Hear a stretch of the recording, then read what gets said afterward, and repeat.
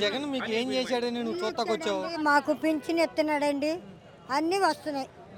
పిల్లలకు కానీ మనవాళ్ళకి వస్తున్నాయి డబ్బులు, వాళ్ళకి కూడా వచ్చినాయి. జగన్ అప్పుడే మాకు అన్నీ వచ్చినాయి, ఇప్పుడు ఏమీ రాలేదు.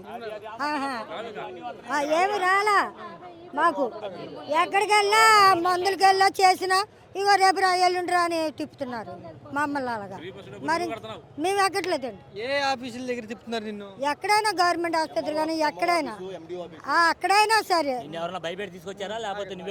మమ్మల్ని ఎందుకు భయం పెడతారు? మేము వచ్చాము.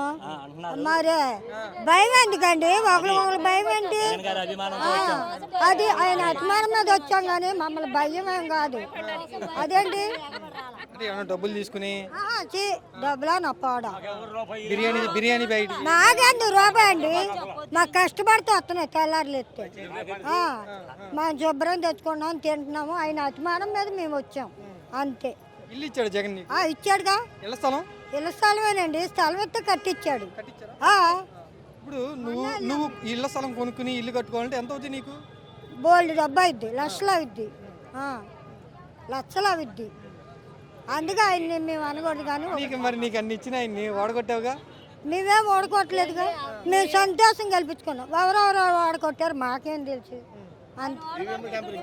మేమెందుకు వస్తాం ఆయన గురించి? మాకేం పని అండి? ఆయన మాకు రావాలి. అది చంద్రబాబు పవన్ కళ్యాణ్ గారు మళ్ళీ వద్దా? చంద్రబాబు పవన్ కళ్యాణ్ మళ్ళీ మాకు అనవసరం అండి అది.